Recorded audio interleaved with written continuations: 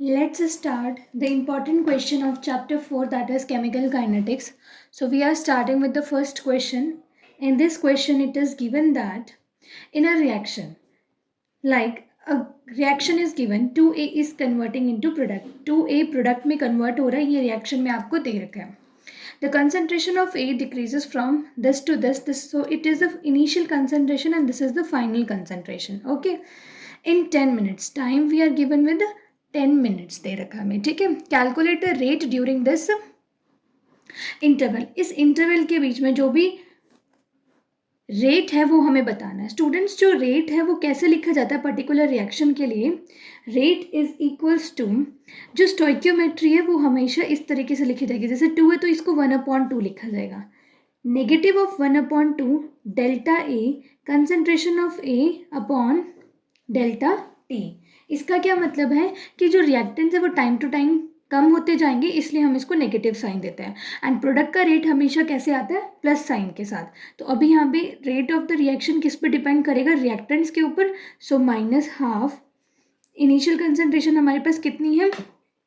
0.5 और फाइनल कितनी है? 0.4. तो 0.4 माइनस 0.5 अपॉन में टाइम कितना है? 10 मिनट्स.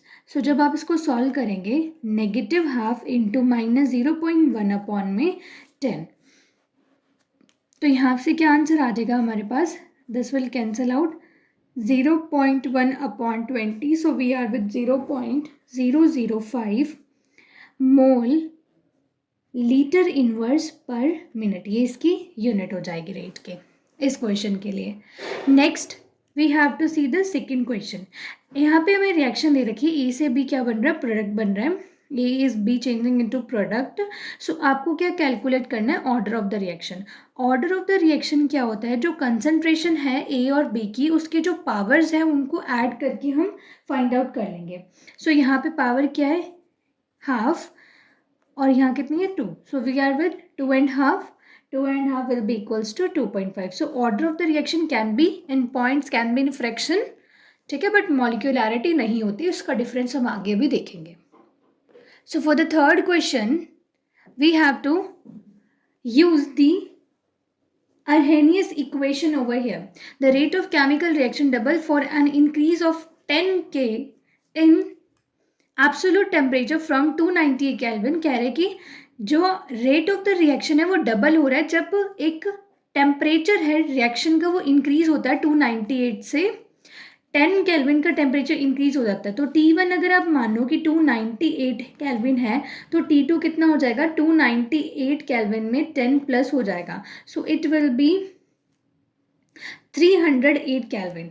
ठीक है, तो अब आपको अर्हेनियस इक्वेशन यूज करनी है. According to Arrhenius equation, log K2 upon K1 is equals to EA, which is activation energy 2.303 R 1 upon T1 minus 1 upon T2 होता है. ठीक है स्टूडेंट्स, अब यहाँ पे आपको क्या करना है? वैल्यू पुट करनी है. ये कह रहे हैं कि जो रेट ऑफ द रिएक्शन है वो डबल हो रहा है. अगर पहले 1 था तो बाद में 2 हो रहा है, तो इसका मतलब K1 अपॉन K2 की वैल्यू आपको इस क्वेश्चन के लिए कितनी दे रखी है? 2 दे रखी है.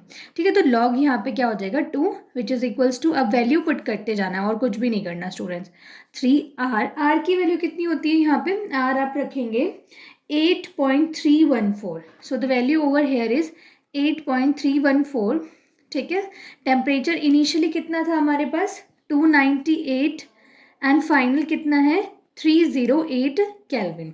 अब इसको सॉल्व करना है और EA की value, that is activation energy, आपको फाइंड करनी है. स्टूडेंट, जब आप इस ब्रैकेट को सॉल्व करोगे तो आपके पास होगा 308 माइनस 298 अपॉन 298 इंटू 308. इस ब्रैकेट को सॉल्व करने के बाद log 2 is equals to EA, activation energy.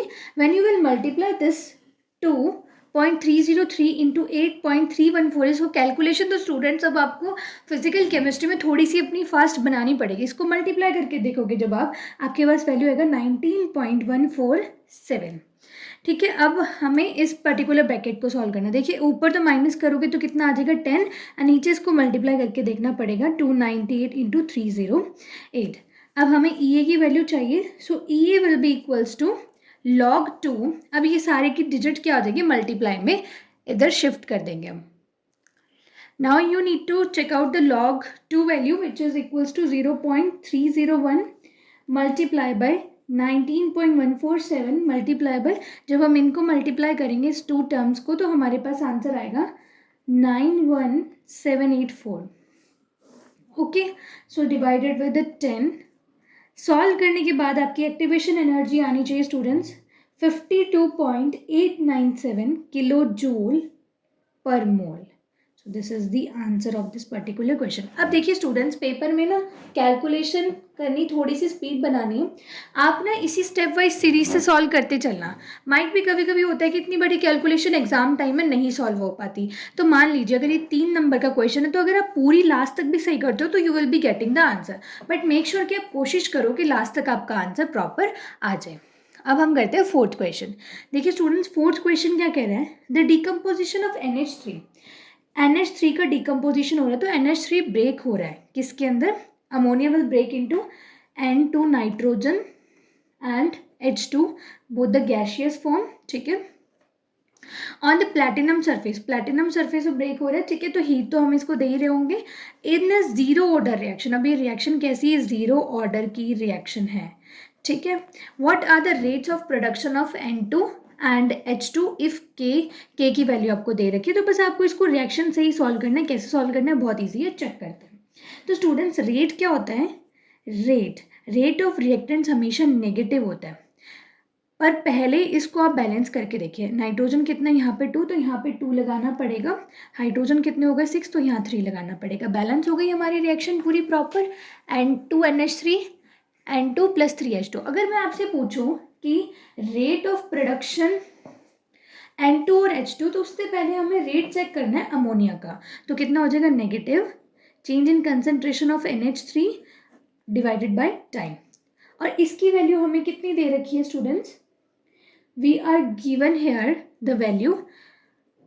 पर पहले हम सारी वैल्यूज को पुट कर लेते हैं. ये हो गया अमोनिया का. और रेट ऑफ प्रोडक्शन ऑफ क्या, N2 कितना आ जाएगा, change in concentration of N2 divided by change in time. ठीक है, और ये आएगा प्लस में क्योंकि N2 तो बन रहा है. जो चीज़ बन रही होती है रिएक्शन में उसको हम प्लस साइन से शो करते हैं. जो चीज़ डिक्रीज हो रही होती है उसको नेगेटिव साइन से शो करते हैं.